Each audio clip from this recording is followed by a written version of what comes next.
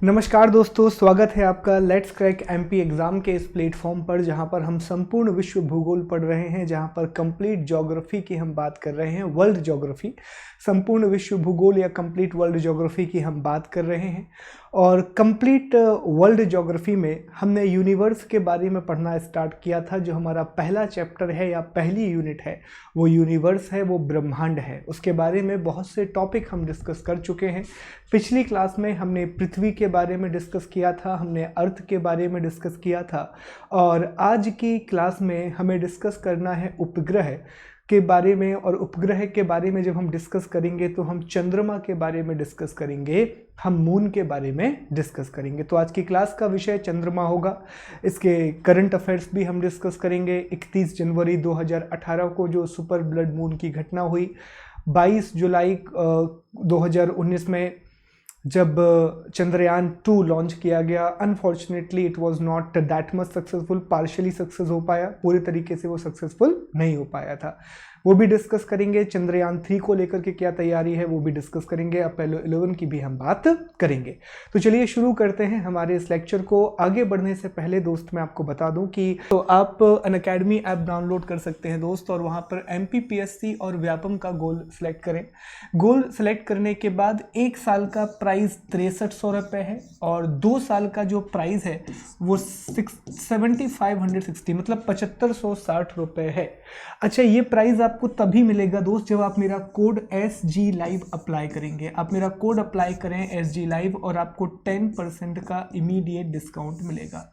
10% का आपको तुरंत डिस्काउंट मिल जाएगा जैसे ही आप मेरा कोड अप्लाई करेंगे SG Live। एक बात और, इस सब्सक्रिप्शन में, एक सब्सक्रिप्शन में आप MPPSC की पूरी तैयारी कर पाएंगे। मतलब मेरे लेक्चर आप देख पाएंगे, मेरे अलावा जो दूसरे टीचर्स हैं उनके लेक्चर भी आप एक्सेस कर पाएंगे। जैसे ही आप सब्सक्रिप्शन ले लें, टेलीग्राम पर मुझे एक स्क्रीनशॉट मैसेज कर दें ताकि मैं आपको एक ग्रुप में ऐड कर लूं जहां पर कुछ और फैसिलिटीज़ मैं आपको प्रोवाइड कराऊंगा। चलिए शुरू करते हैं आज के टॉपिक को। इस टॉपिक का PDF आपको पता है टेलीग्राम पर जो PDF चैनल है शुभम गुप्ता PDF, वहां पर मिल जाएगा। तो हम ब्रह्मांड के बारे में बात कर रहे थे, हम यूनिवर्स के बारे में बात कर रहे थे। यूनिवर्स के बारे में हमने परिभाषा उसकी पढ़ ली थी, हमने ब्रह्मांड में दूरी मापने की इकाइयां पढ़ ली थी, हमने ब्रह्मांड की उत्पत्ति को डिस्कस किया था, संकल्पना और सिद्धांत पढ़े थे। हमने हिग्स बोसान के बारे में बात की थी कि हिग्स बोसान क्या होता है, फंडामेंटल पार्टिकल है जिससे ब्रह्मांड की हर एक चीज बनी है, उसके बारे में खोज अब भी जारी है। इसको खोजने के लिए सर्न नामक प्रयोगशाला में एक प्रयोग किया गया था 2010 में, जो कि जेनेवा में स्थित है। क्लियर। इसके बाद हमने आकाश गंगाओं की बात की, हमने गैलेक्सी की बात की, गैलेक्सी के 3 प्रकारों को समझा, कितने प्रकार की गैलेक्सी होती है। गैलेक्सी को डिस्कस करते समय हमने नेबुला की बात भी की, नेबुला क्या होता है। हमने तारों की बात की, हमने तारों के पूरे फॉर्मेशन को समझा कि किस प्रकार से तारे बनते हैं, उनका पूरा किस प्रकार से फिर वो ख़त्म होते हैं। पूरी साइकिल को हमने समझा था कि स्टार कैसे बनता है और स्टार कैसे ख़त्म होता है।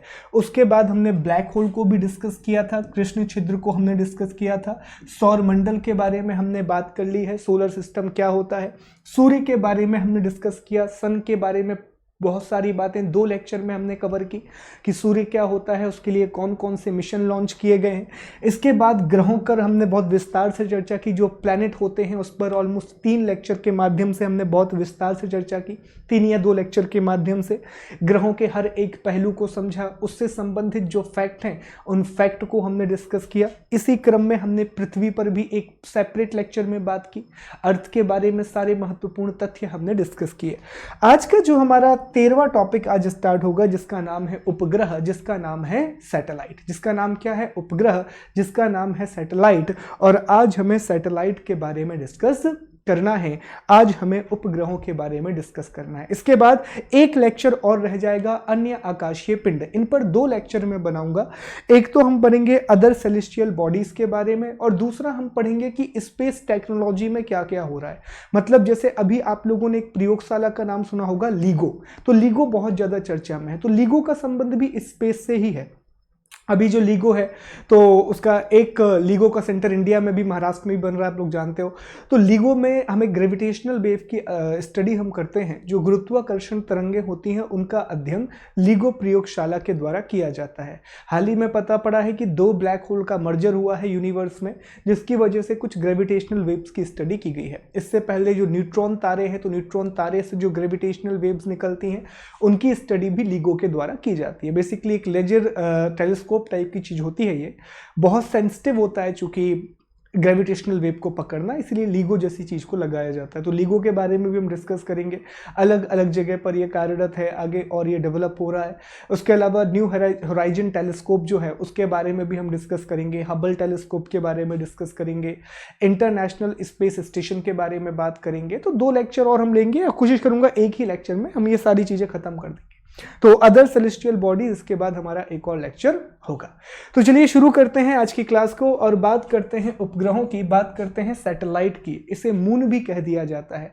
अच्छा, उपग्रह से यहाँ पर मेरा मतलब है प्राकृतिक उपग्रह, नेचुरल सैटेलाइट, और नेचुरल सैटेलाइट को मून भी कह दिया जाता है। चंद्रमा जो शब्द है वो स्पेसिफिकली हम हालांकि पृथ्वी के लिए यूज करते हैं, लेकिन अगर आप किताबें पढ़ेंगे, गूगल वगैरह करेंगे तो आपको दिखा मिलेगा कि Jupiter has 79 moons, Saturn has 82 moons, Uranus has 27 moons, Neptune has 14 moons, such as ऐसा डेटा आपको मिल जाएगा। तो वहां पर मून का अर्थ होता है प्राकृतिक उपग्रह से, नेचुरल सैटेलाइट से।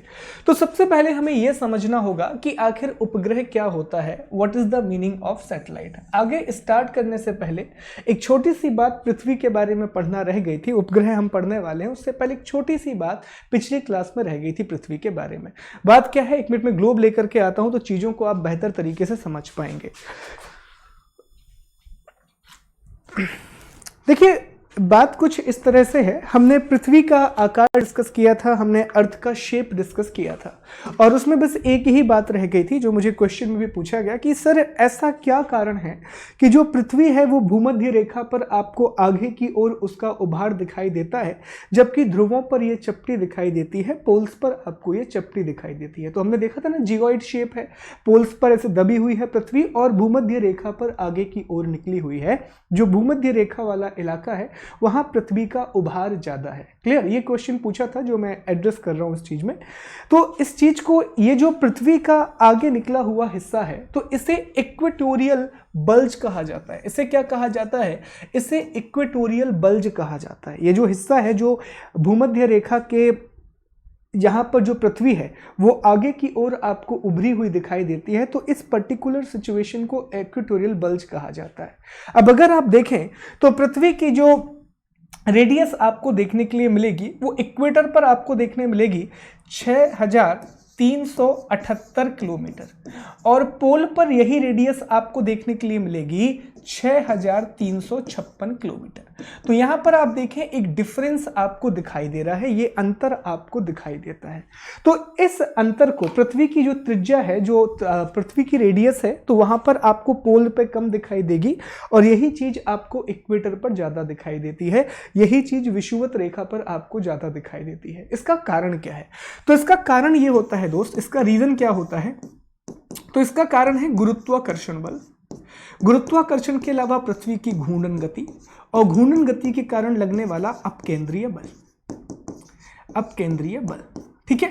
एक तो ग्रेविटी हर जगह काम करती है, दूसरा इसका जो एक मेन रीजन है, सबसे इंपॉर्टेंट रीजन है हमारी पृथ्वी का रोटेशन, और रोटेशन के कारण जो पृथ्वी पर सेंट्रीफ्यूगल फोर्स लगता है, अपकेंद्रीय बल लगता है वो। अब इसका एक बहुत बढ़िया उदाहरण मैं आपको देता हूं।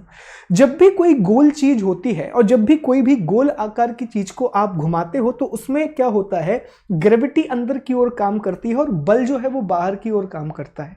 गुरुत्वाकर्षण अंदर की ओर कार्य करता है, बल बाहर की ओर कार्य करता है। सेंट्रीफ्यूगल फोर्स का सिद्धांत अगर आप देखें तो उससे क्या होता है, जो बीच का इलाका है वो आपको बाहर की ओर आता आते हुए दिखाई देता है। कुम्हार को मटका बनाते हुए देखना, तो जब वो चीज को घुमाता है तो उसे बीच का आकार बाहर निकलते हुए दिखाई देता है।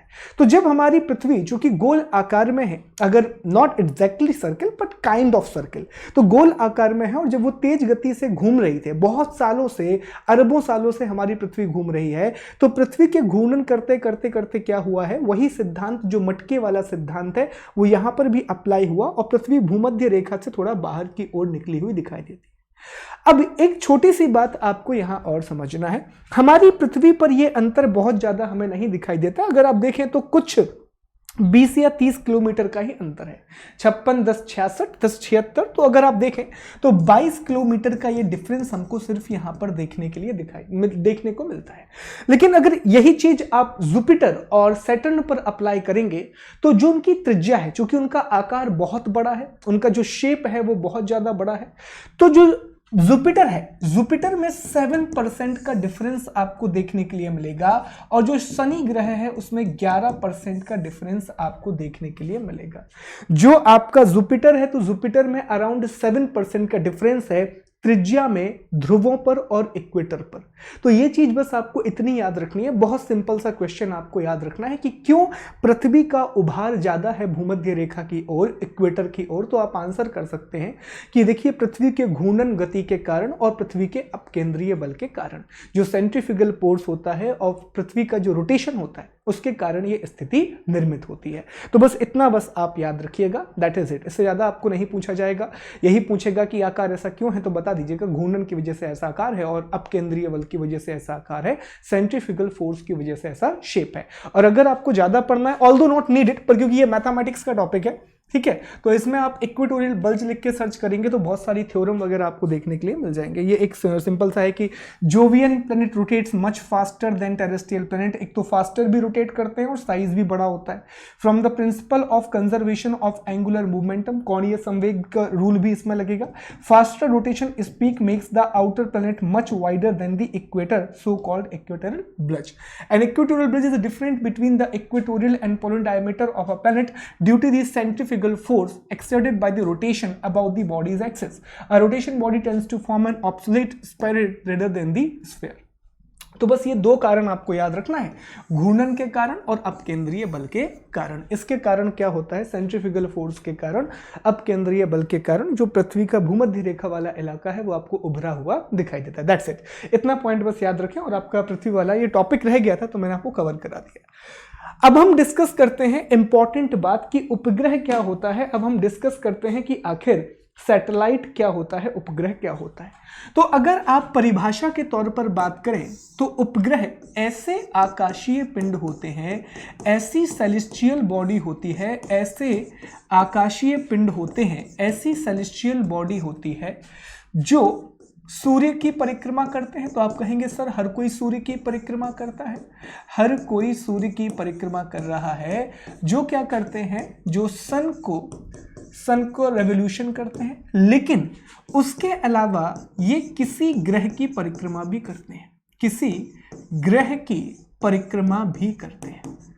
ठीक है, एक तो ये सूर्य की परिक्रमा करेंगे ही करेंगे, पर उसके साथ साथ ये क्या करेंगे, किसी प्लैनेट के चारों ओर भी इनका रेवोल्यूशन होगा। तो ऐसे किसी भी पिंड को जो सूर्य के साथ साथ एक ग्रह की परिक्रमा भी करता है उसे हम क्या कहते हैं, तो उसे हम उपग्रह कहते हैं, उसे हम सैटेलाइट कहते हैं। तो उपग्रह की परिभाषा क्या हो जाएगी, उपग्रह एक ऐसा आकाशीय पिंड है जो सूर्य के साथ साथ एक ग्रह के चारों ओर भी घूमता है। C satellite is celestial body which revolves around the sun as well as a planet. तो ऐसे किसी भी पिंड को आप क्या कहते हैं, उपग्रह कहते हैं। ऐसे किसी भी पिंड को आप क्या कहते हैं, उपग्रह कहते हैं। तो ऐसे प्राकृतिक उपग्रह और फिर कृत्रिम उपग्रहों में बांटा क्या है वो हम बाद में डिस्कस करेंगे। अगर आप सौरमंडल में उपग्रहों की दूसरी बात, हाँ दूसरा पॉइंट तो है कि ये इनका स्वयं का प्रकाश नहीं होता, इनका स्वयं का प्रकाश नहीं होता, इनका स्वयं का प्रकाश नहीं होता, ये सूर्य के प्रकाश से प्रकाशित होते हैं, ये सूर्य के प्रकाश से प्रकाशित होते हैं। ठीक है, दे आर लाइटन और illuminated by the light of the sun, they do not have their own light. तो ग्रहों की तरह उपग्रहों की भी कहानी है। ग्रहों में भी हमने यही डिस्कस किया था कि जो ग्रह होते हैं उसकी खुद की लाइट नहीं होती, उसकी ओन लाइट नहीं होती, वो जो सन से उसको लाइट मिलती है उससे वो शाइन करता है, उससे वो इल्यूमिनेट करता है। तो ऐसा ही यहां पर पॉइंट है कि उपग्रहों का खुद का प्रकाश नहीं होता, इनकी खुद की लाइट नहीं होती। जो भी इनका तारा होता है या जो भी अब हमारे सौरमंडल के मामले में सूर्य हो जाएगा तो वहां से इनको लाइट मिलती है, वहां से इनको पूरी की पूरी लाइट या पूरा का पूरा प्रकाश मिलता है। ठीक है, अब अगर हम सौरमंडल की बात करें कि हमारे सौरमंडल में ग्रहों की क्या स्थिति है, हमारा जो सोलर सिस्टम है उसमें उपग्रहों की क्या स्थिति है, उसमें मून्स की क्या सिचुएशन है, तो अब तक का डेटा ये कहता है कि लगभग हमें 181 उपग्रहों की जानकारी है। अब तक के डेटा में 181 प्लैनेट्स की जानकारी है। इसमें से अगर हम डिवाइड करें इस 181 को, तो जो बुध और शुक्र है, बुध और शुक्र, तो हमारे सौरमंडल के दो ऐसे ग्रह हैं जिनका एक भी उपग्रह नहीं है, इनका कोई भी मून नहीं है या इनका कोई भी नेचुरल सैटेलाइट नहीं है। तो हमारे सौरमंडल में बुध और शुक्र दो ऐसे ग्रह हैं जिनका प्राकृतिक उपग्रह नहीं है, जिनका नेचुरल सैटेलाइट नहीं है, पहला पॉइंट। दूसरी बात, जो पृथ्वी है, पृथ्वी, तो पृथ्वी का एक उपग्रह है, एक उपग्रह है और इसका नाम भी आप लोग जानते हैं चंद्रमा, इसका नाम क्या है, मून। तो ये हमारा एक इकलौता उपग्रह है। Only satellite of earth is the moon. पृथ्वी का एकमात्र उपग्रह या एकमात्र चंद्रमा कौन है, चंद्रमा खुद है। क्लियर। तीसरा पॉइंट, अगर आप मंगल ग्रह की बात करें, मंगल, तो मंगल ग्रह के पास दो चंद्रमा है या दो उपग्रह हैं, एक का नाम है फोबोस और एक का नाम है डिमोस। ठीक है, और जो डिमोस है वो हमारे सौरमंडल का सबसे छोटा चंद्रमा है, सबसे छोटा उपग्रह है। Smallest moon of the solar system is Deimos, जो कि किसका चंद्रमा है, मंगल का चंद्रमा है, या इंग्लिश में हो जाएगा ये मार्स का मून है। तो मार्स के दो मून है, एक फोबोस और Deimos, and Deimos is the smallest moon in our solar system. Clear. इसके बाद चौथे नंबर पर आता है बृहस्पति। बृहस्पति, जिसको हम जुपिटर बोलते हैं इंग्लिश में। बृहस्पति के अब तक 79 मून्स की खोज की गई है, 79 चंद्रमा अब तक पता लगाए जा चुके हैं बृहस्पति के, और 79 में से एक चंद्रमा है गैनीमीड। कौन सा चंद्रमा है, गैनीमीड है, और ये हमारे सौरमंडल का सबसे बड़ा चंद्रमा है। Ganymede is the biggest moon या largest moon of our solar system. तो जो गैनीमीड है वो सबसे बड़ा प्राकृतिक उपग्रह है हमारे सौरमंडल का, और गैनीमीड किसका चंद्रमा है, तो आप आंसर करेंगे ये बृहस्पति का चंद्रमा है, ये जुपिटर का मून है। इसके बाद पांचवा हम डिस्कस करते हैं शनि के बारे में, हम डिस्कस करते हैं सैटर्न के बारे में। तो सैटर्न के 82 मून्स हैं। अब 82 मून शनि के पास है, तो ये सबसे ज्यादा उपग्रहों वाला ग्रह कहलाता है। शनि जो है वो सबसे ज्यादा उपग्रहों वाला ग्रह कहलाता है। It is the planet with the maximum number of the moon, it is the planet with the maximum number of the moon. ये बात हाल ही में पता पड़ी, 2019 से पहले सबसे ज्यादा उपग्रहों वाला ग्रह बृहस्पति कहा जाता था, लेकिन अब चूंकि शनि के 82 उपग्रह हैं, तो Saturn is the planet with the maximum number of moons in our solar system. और इसी का एक उपग्रह है टाइटन, जो कि दूसरा बड़ा उपग्रह है और एक ऐसा उपग्रह है जहां पर आपको पानी वगैरह की पॉसिबिलिटी नजर आती है पृथ्वी के बाद, ऐसा एक उपग्रह है। इसके बाद 6वें नंबर पर आता है, 6 नंबर पर आता है यूरेनस। यूरेनस, जिसको हम अरुण के रूप में भी जानते हैं, अरुण, और इसके 27 उपग्रह हैं। और इसके बाद आता है नेपच्यून, नेपच्यून जिसे हम वरुण के रूप में भी जानते हैं, और इसके 14 उपग्रह हैं। क्लियर, 14 उपग्रह हैं। और ट्राइटन आई थिंक इसका सबसे बड़ा उपग्रह है, एक बार आप चेक कर लीजिएगा, ट्राइटन आई थिंक इसका सबसे बड़ा उपग्रह है। तो ये दोस्त आपको इतनी बातें मून के बारे में याद रखनी है, इतनी बातें आपको प्राकृतिक उपग्रह के बारे में याद रखनी है।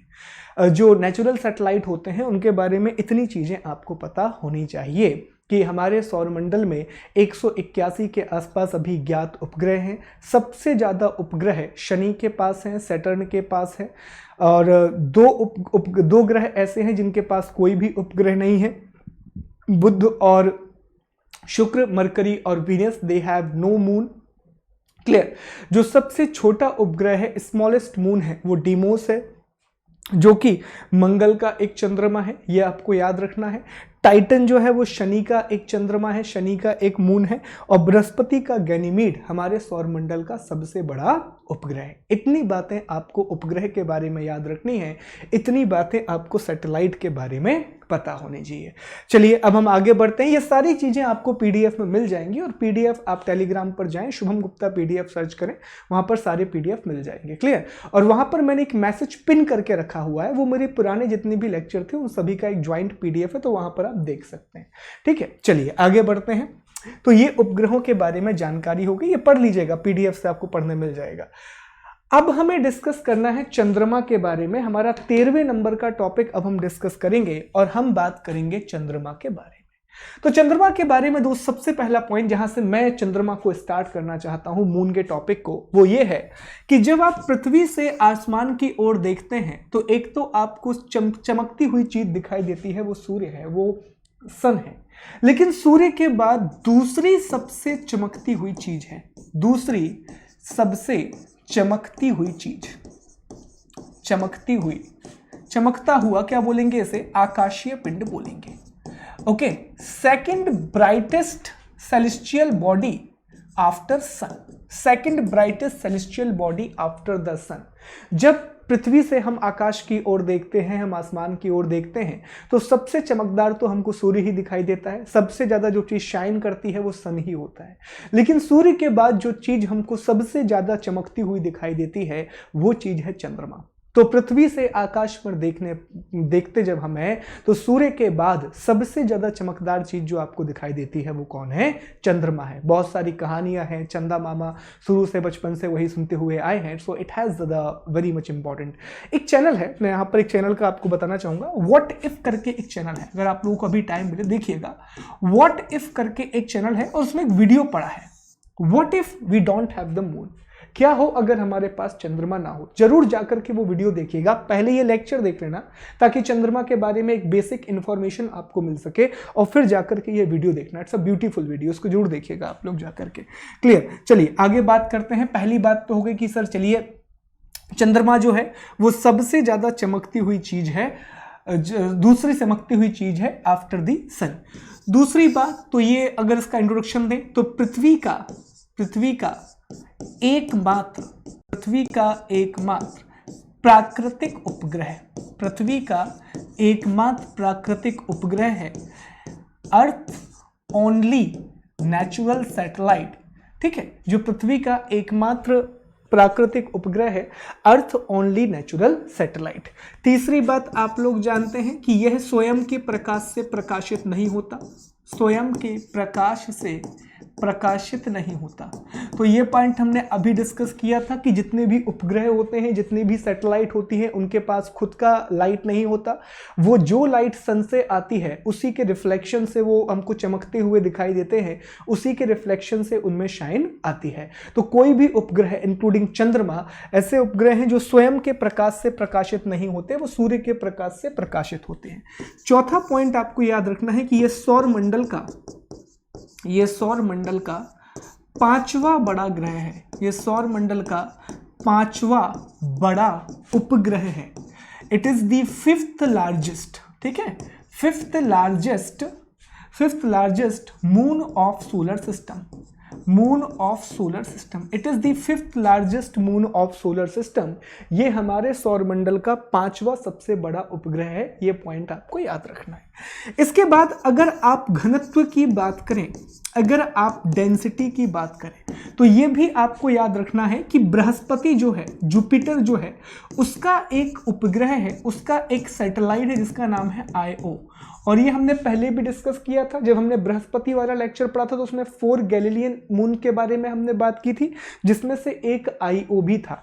ये जो आईओ नाम का उपग्रह है, ये सबसे ज्यादा घनत्व वाला उपग्रह है, सबसे ज्यादा घनत्व वाला उपग्रह है।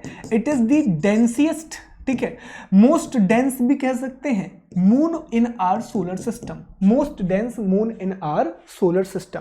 लेकिन आईओ के बाद जो दूसरा नंबर आता है घनत्व के मामले में वो चंद्रमा का आता है, वो हमारे मून का आता है। तो ये पॉइंट भी आपको याद रखना है कि जो चंद्रमा है वो आकार के हिसाब से पांचवा बड़ा उपग्रह है, लेकिन घनत्व के आधार पर डेंसिटी के हिसाब से हमारे सौरमंडल का दूसरा सबसे ज्यादा घनत्व वाला उपग्रह है, सेकंड सबसे ज्यादा डेंसिटी वाला सैटेलाइट है या नेचुरल सैटेलाइट है। ये पॉइंट यहां आपको याद रखना है। इतनी बातें क्लियर होगी। चलिए आगे बढ़ते हैं।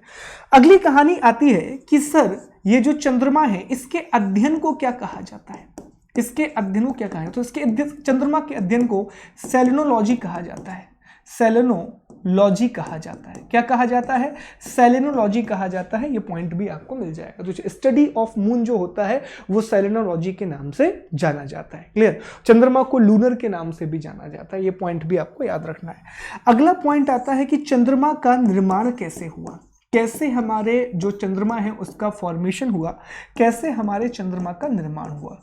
तो कहानी ये है कि आज से लगभग 4.51 अरब साल पहले, आज से लगभग 4.5 बिलियन ईयर अगो हुआ ये कि हमारी पृथ्वी थी। ये हमारी पृथ्वी जो आज भी है, ठीक है, गोल्डीलॉक जोन में स्थित है, ये हम जानते हैं। हमारी पृथ्वी थी। तो हमारी पृथ्वी से एक ऑब्जेक्ट आके टकराया और इस ऑब्जेक्ट का नाम है थिया। एक थिया नाम का पिंड हमारी पृथ्वी से आकर के टकराया। जब ये हमारी पृथ्वी से आकर के टकराया तो यहाँ पर बहुत बड़ा विस्फोट हुआ, और जब ये विस्फोट हुआ तो बहुत सारा मलबा यहाँ से निकला, बहुत सारा मलबा यहाँ से निकला। जब पृथ्वी से ये थिया नाम का प्लैनेट टकराया तो बहुत सारा मलबा यहाँ से निकला, बहुत सारा जो मलबा है वो यहाँ से निकला, और वो अर्थ का जो जनरल एस्केप वेलोसिटी होती है उससे बाहर जाकर के निकल गया। थिया नाम का एक बहुत बड़ा पिंड पृथ्वी से टकराया और बहुत सारा मलबा निकल गया।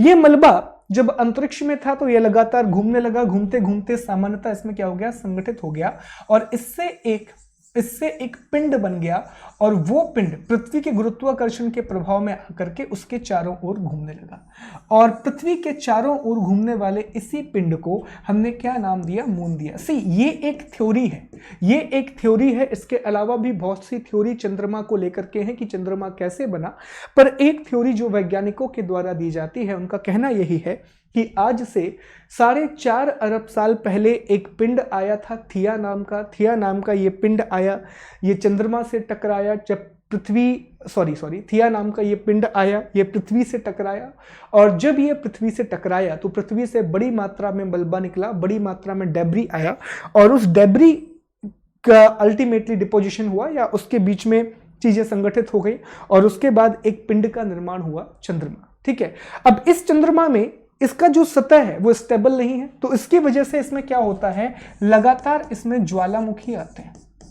इसमें बहुत ज्वालामुखी आए, बहुत सारे वॉल्केनो आए, और वॉल्केनो के कारण यहाँ पर बहुत बड़े बड़े क्रेटर बन चुके हैं। मतलब बहुत बड़े बड़े जो चंद्रमा में गड्ढे पाए जाते हैं उन्हें लूनर क्रेटर भी कहा जाता है।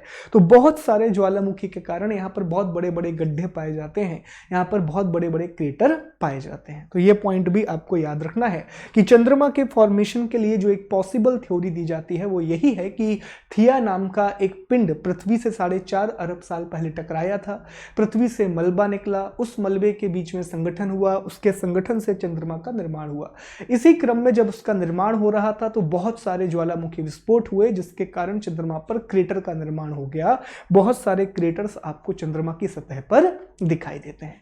तो ये पहले बारे में सबसे बेसिक बातें थी जो चंद्रमा के बारे में हमें पता होना चाहिए। अब हम कुछ टेक्निकल इंफॉर्मेशन चंद्रमा की डिस्कस करते हैं, चंद्रमा के बारे में और बातें जानते हैं, इसके गुरुत्वाकर्षण को समझते हैं, इसकी दूरी को समझते हैं, घूर्णन को समझते हैं, इन सारी बातों को डिस्कस करते हैं। एक बार ये पॉइंट रिपीट करें फिर हम आगे बढ़ेंगे। दूसरी सबसे चमकती हुई वस्तु है सूर्य के बाद जो हमें पृथ्वी से दिखाई देती है। पृथ्वी का एकमात्र प्राकृतिक उपग्रह है, स्वयं के प्रकाश से प्रकाशित नहीं होता है।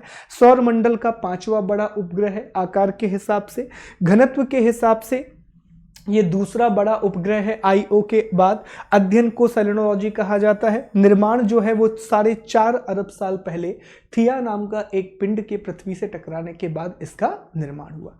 ये कितने पॉइंट हो गए? 7 पॉइंट हमने डिस्कस कर लिए। आइए आगे बढ़ते हैं और अगले पॉइंट को डिस्कस करते हैं। 8वां पॉइंट है इसके घूर्णन के बारे में, इसके घूर्णन और परिक्रमण के बारे में। ठीक है, आखिरी पॉइंट 8वां पॉइंट है इसके रोटेशन और रेवोल्यूशन के बारे में। से इसका रोटेशन और रेवोल्यूशन ऑलमोस्ट एक सेम ही टाइम पीरियड का है और 27 दिन लगते हैं। इसके घूर्णन और परिक्रमण में थोड़ा सा अंतर आता है, बहुत मामूली सा अंतर है, वो आगे मेरे नोट्स में दे दी है। तो इसका जो घूर्णन गति है और इसकी जो परिक्रमण गति है वो ऑलमोस्ट सेम है। ठीक है, तो 27 दिन का समय आपको इसके घूर्णन और परिक्रमण में लगता है। तो यहाँ पर 27 डेज का टाइम लगता है, 27 दिन 7 घंटे लिखा रहता है, तो 27 दिन का टाइम लगता है। और इसकी जो घूर्णन गति है वो इसकी परिक्रमण गति के समान है। मतलब घूर्णन गति का मतलब क्या होता है, जब एक पिंड अपने अक्ष पर घूमता है, जब अपने एक्सिस पर घूमता है तो उसको हम घूर्णन गति बोलते हैं, उसको रोटेशन बोलते हैं। और जब वो सूर्य के चारों ओर घूमता है तो उसे हम परिक्रमण गति कहते हैं, उसे हम रेवोल्यूशन कहते हैं। अब होता क्या है, जैसे मान लीजिए ये हमारी पृथ्वी है, मान के लीजिए हमारी पृथ्वी है और ये चंद्रमा है। अब दिक्कत क्या है कि ये पृथ्वी के साथ भी घूम रहा है, हमारी पृथ्वी भी घूम रही है, पृथ्वी के साथ भी घूम रहा है, और साथ ही साथ इसका रोटेशन टाइम पीरियड भी सेम है। तो उसकी वजह से क्या होता है, ये अपने अक्ष पर एक पूरी बार भी 27 दिनों में घूमता है और अर्थ के भी उसी हिसाब से चक्कर लगा रहा है। तो इस कारण से क्या होता है, हमें हमेशा चंद्रमा का सिर्फ एक भाग दिखाई देता है, हमें उसका सिर्फ एक भाग नजर आता है और हमें चंद्रमा का सिर्फ 59% पार्ट ही नजर आता है। और बाकी जो हिस्सा है, चूंकि उसकी घूर्णन गति भी समान है। अब देखना, ये वाला फेज है, ये वाला फेज, ये घूर्णन गति है पूरी की पूरी, और यही उसका क्या है, परिक्रमण काल है। तो उसका रोटेशन और रेवोल्यूशन चूंकि एक समान है, जिस कारण से हमें उसका सिर्फ एक भाग दिखाई देता है और हम चंद्रमा का सिर्फ 59% पार्ट ही देख पाते हैं, दूसरा पार्ट हम नहीं देख पाते हैं। उसका सबसे बड़ा कारण यही है कि उसकी घूर्णन और परिक्रमण गति एक समान है, रोटेशन और रेवोल्यूशन टाइम पीरियड एक जैसा है। चलिए आगे बढ़ते हैं, 9वें पॉइंट को डिस्कस करते हैं और पृथ्वी से दूरी के पॉइंट को डिस्कस करते हैं कि पृथ्वी से दूरी कितनी है, डिस्टेंस फ्रॉम द अर्थ कितना है। तो अगर पृथ्वी से दूरी की बात करें तो सूर्य की तरह यहां पर भी औसत दूरी की बात की जाएगी, यहां पर भी किसकी बात की जाएगी, एवरेज डिस्टेंस की बात की जाएगी, औसत दूरी की बात की जाएगी। और पृथ्वी से चंद्रमा की जो औसत दूरी है वो 3,84,000 किलोमीटर है, 3,84,000 किलोमीटर है। इसको आप 1.28 लाइट ईयर भी कह सकते हैं। ठीक है, लाइट ईयर नहीं, मतलब लाइट सेकंड्स भी कह सकते हैं, इतनी दूर है वो। ठीक है, इतना सेकंड में लाइट ट्रेवल करती है, लाइट ईयर नहीं बोलेंगे तो हद हो जाएगी। ठीक है, तो 1.28 लाइट सेकंड के आसपास ये दूरी है। ये पॉइंट आपको यहां पर याद रखना है। 1 मिनट का समय दें, बस पानी पी के।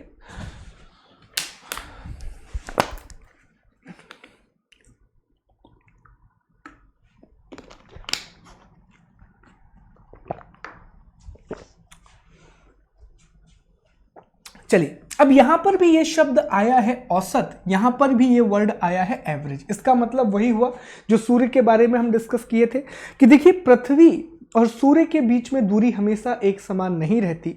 ठीक है, जनवरी के समय जब आता है तो बहुत करीब आ जाती है और जब जुलाई का समय आता है तो बहुत दूर पृथ्वी हो जाती है। ठीक है, हमने डिस्कस किया था, जिसको हमने उपसौर और अपसौर का नाम दिया था।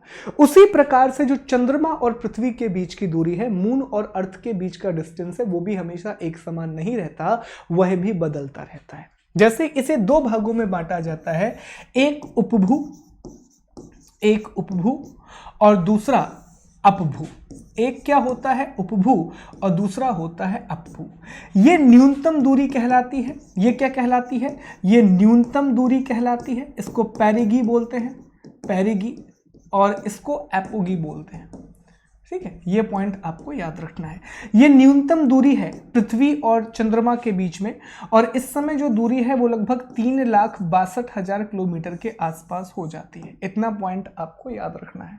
और जो अपभू है वो अधिकतम दूरी है, वो मैक्सिमम डिस्टेंस है, वो अधिकतम दूरी है पृथ्वी और चंद्रमा के बीच में, और इस समय डिफरेंस लगभग 4,05,000 400 किलोमीटर के आसपास हो जाता है।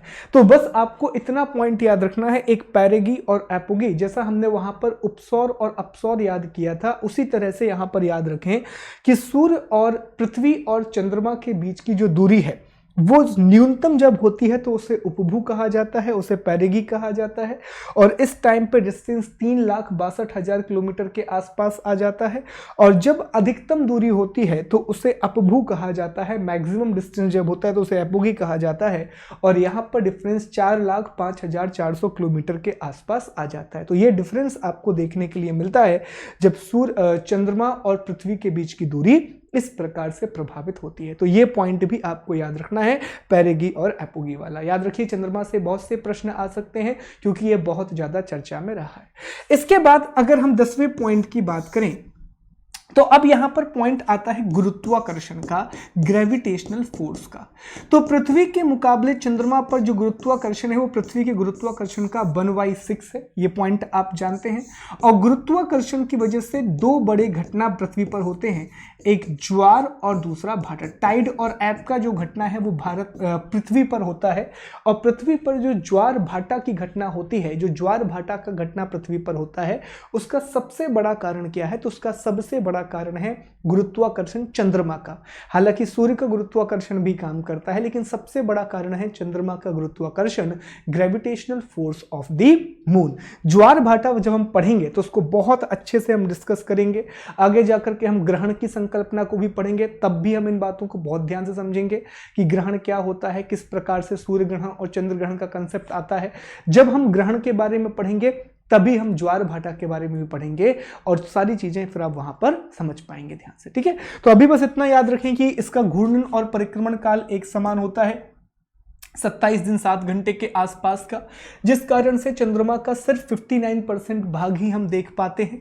पृथ्वी से जो इसकी औसत दूरी है वो 3,84,000 किलोमीटर के आसपास है, 1.2 लाइट सेकंड, मतलब लाइट को 1.2 सेकंड लगता है वहां तक जाने में। उपभू और अपभू दो अलग अलग सिचुएशन होते हैं। उपभू, जिसको पेरिगी कहा जाता है, वो चंद्रमा और पृथ्वी के बीच में न्यूनतम दूरी होती है, और जो अपभू है वो मैक्सिमम डिस्टेंस होता है चंद्रमा और पृथ्वी के बीच में, जिसको एपोगी कहा जाता है। क्लियर?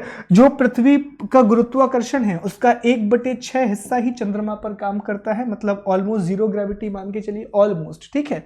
और चंद्रमा के गुरुत्वाकर्षण के कारण पृथ्वी पर दो घटनाएं घटित होती हैं, जिसको हम ज्वार और भाटा के रूप में जानते हैं, क्लियर? इतने पॉइंट क्लियर हैं। अगले पॉइंट पे चलते हैं। एक और पॉइंट यहां पर आपको याद रखना है कि चंद्रमा का जो सबसे ऊंचा स्थान है उसे मोन्स हाइगन कहा जाता है, मोन्स हाइगन्स कहा जाता है। ये पॉइंट आप याद रखिएगा, चंद्रमा का जो सबसे ऊंचा स्थान है उसे मोन्स हाइगन कहा जाता है।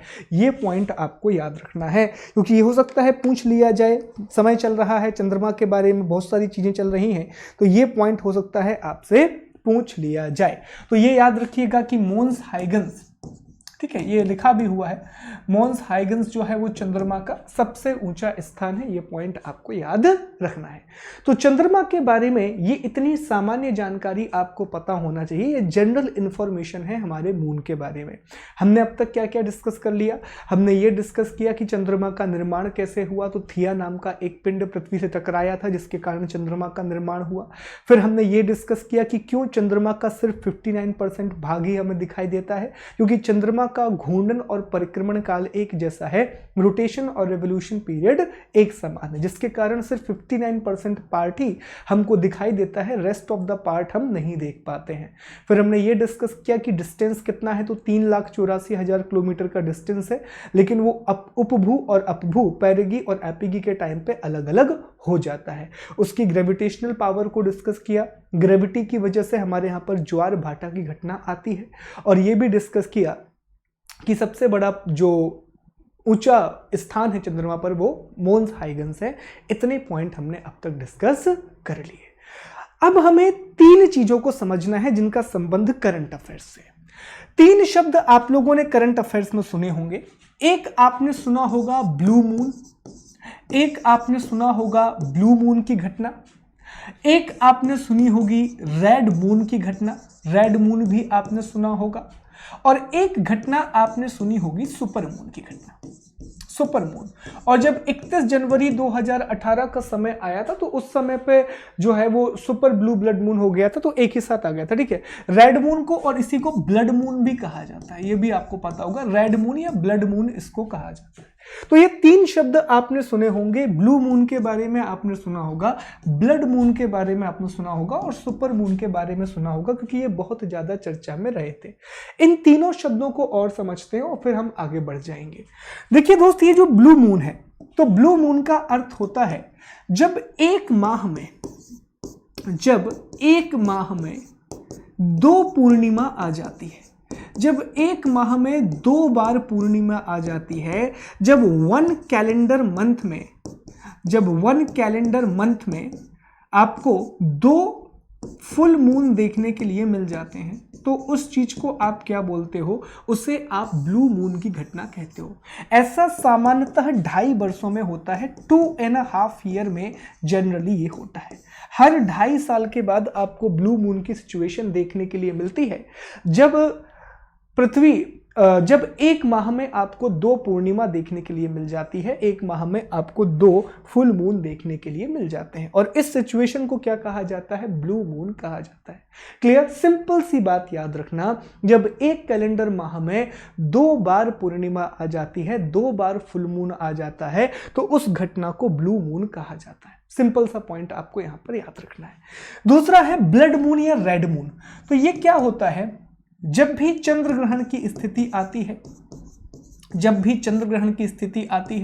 जब भी लूनर इक्लिप्स का टाइम आता है, तो लूनर इक्लिप्स में क्या होता है, जैसे मान लीजिए चंद्रमा है, तो जो पृथ्वी है, पृथ्वी की छाया चंद्रमा को ढक लेती है, पृथ्वी की छाया क्या करती है, चंद्रमा को ढक लेती है, और चंद्रमा ढक जाता है, मतलब यहाँ पर पृथ्वी आ गई चंद्रमा के, और चंद्रमा यहाँ पर है, पृथ्वी आ गई बीच में, और सूर्य यहाँ पर, तो सूर्य से आने वाली पूरी की पूरी प्रकाश रुक गया।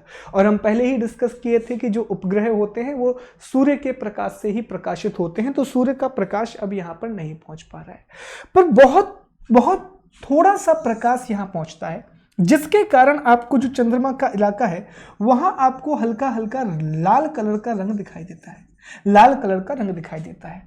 तो आपको बस इतना याद रखना है कि जब भी पूर्ण चंद्र ग्रहण होता है, जब भी क्या होता है, जब भी पूर्ण चंद्र ग्रहण होता है, जब भी कंप्लीट लूनर इक्लिप्स होता है, तो उस समय पर चंद्रमा पर आपको एक लाल कलर दिखाई देता है, आपको एक लाल रंग दिखाई देता है, और उस चंद्रमा को क्या कहा जाता है, ब्लड मून कहा जाता है। ठीक है, उसे क्या कहा जाता है, ब्लड मून कहा जाता है। तो बस इतना पॉइंट आप याद रखिएगा कि जब चंद्रमा होता है, चंद्रमा के आपको जब भी पूर्ण चंद्र ग्रहण का समय आता है, कंप्लीट लूनर इक्लिप्स का टाइम आता है, तो उस समय पर आपको चंद्रमा की जो एक प्रकार से कोरोना टाइप का आपको, जैसे सूर्य में आपको कोरोना दिखाई देता है, और वो भी हमको पूर्ण सूर्य ग्रहण के समय ही दिखाई देता था। आपको याद होगा जब हमने पढ़ा था कि कोरोना और क्रोमोस्फीयर जो होता है, कोरोना और वर्णमंडल होता है, वो सिर्फ हमें कंप्लीट सोलर इक्लिप्स के समय दिखाई देता है, पूर्ण सूर्य ग्रहण के समय दिखाई देता है।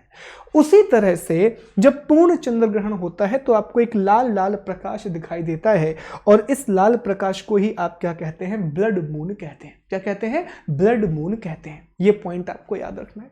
इसके बाद सुपर मून की बात कर लेते हैं। तो सुपर मून एक ऐसी सिचुएशन है, सुपर मून एक ऐसी सिचुएशन है जब पूर्णिमा हो, जब क्या हो, पूर्णिमा हो, और पूर्णिमा के दिन क्या हो जाए, उपभू की सिचुएशन आ जाए।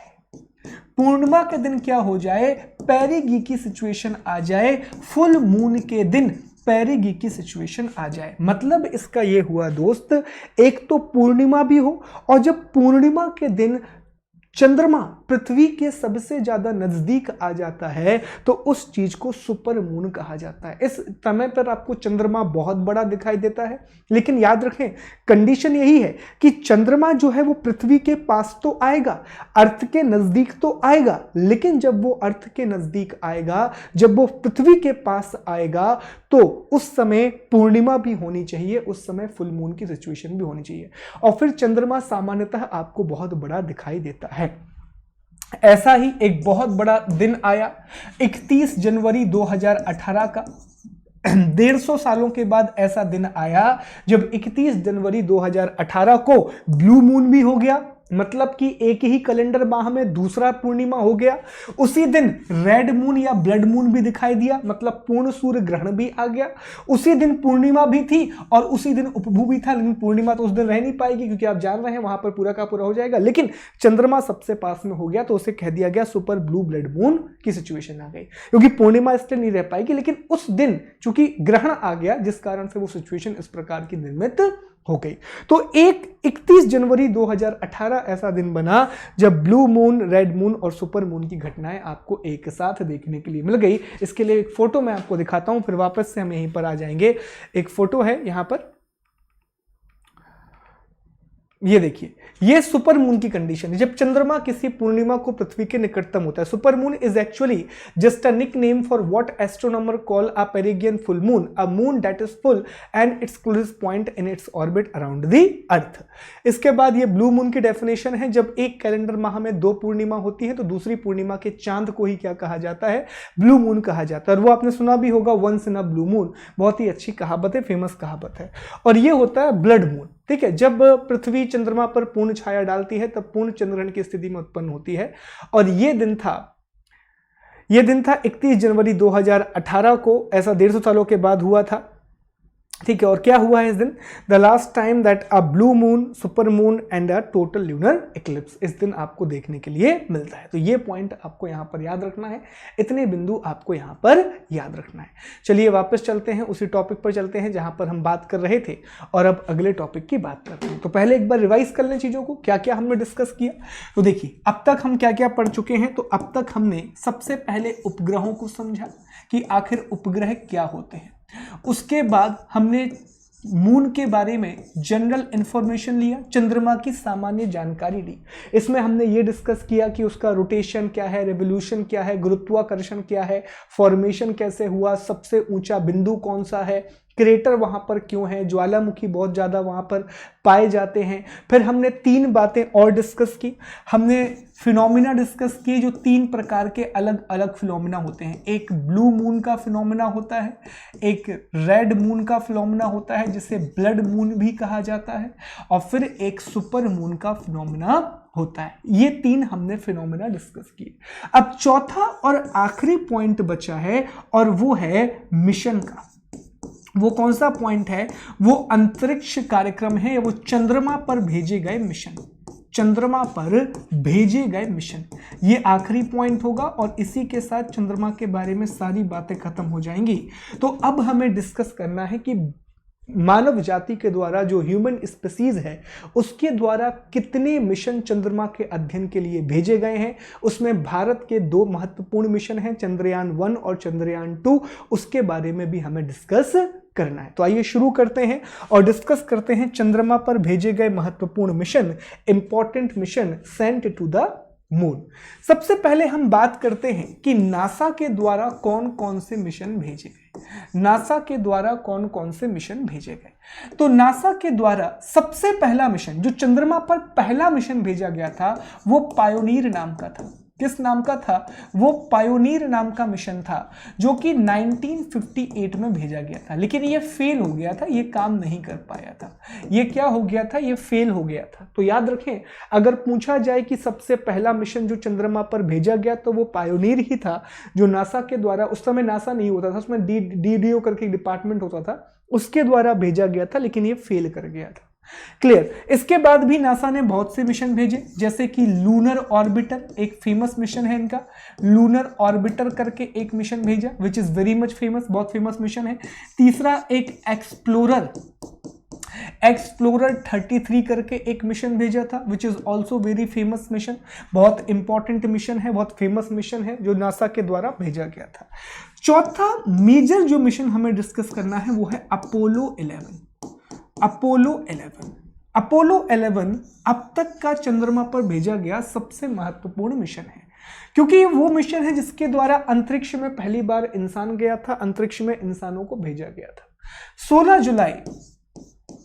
16 जुलाई 1969 को ये मिशन नासा के द्वारा चंद्रमा पर भेजा गया। इसमें 3 लोग शामिल थे, इसमें 3 इंसानों को चंद्रमा की सतह पर भेजा गया, जिसमें एक नील आर्मस्ट्रॉन्ग थे, बज एल्ड्रिन और एक कॉलिन नाम के व्यक्ति थे। ये 3 लोग चंद्रमा की सतह पर गए।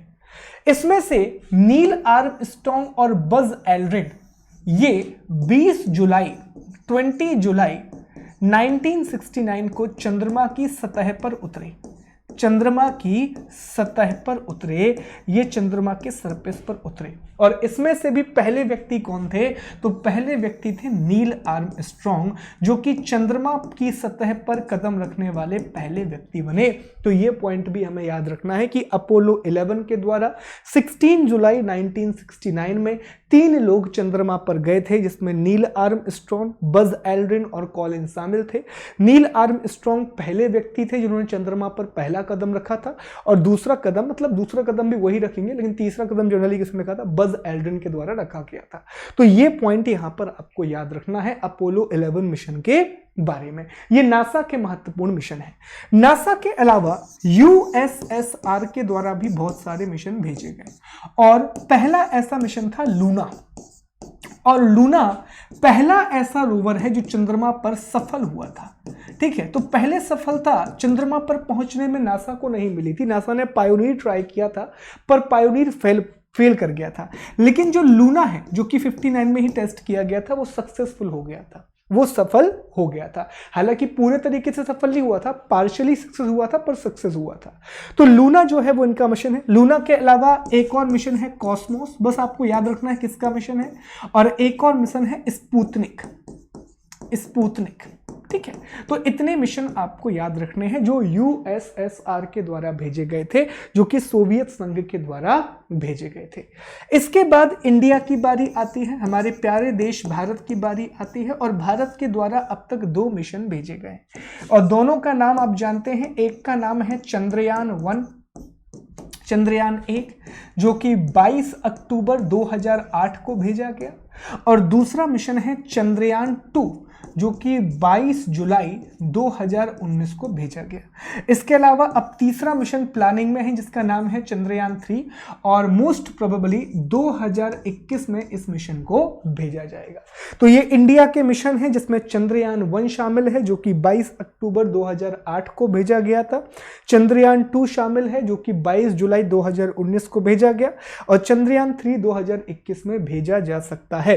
इसके अलावा एक छोटा सा मिशन याद रखें, एक चीन का मिशन भी था, और चीन ने चेंगे करके एक मिशन भेजा था, चेंगे 1, और ये उसने 2007 में भेजा था। तो ये पॉइंट भी याद रखिएगा कि चीन का मिशन क्या है, चेंगे 1 है।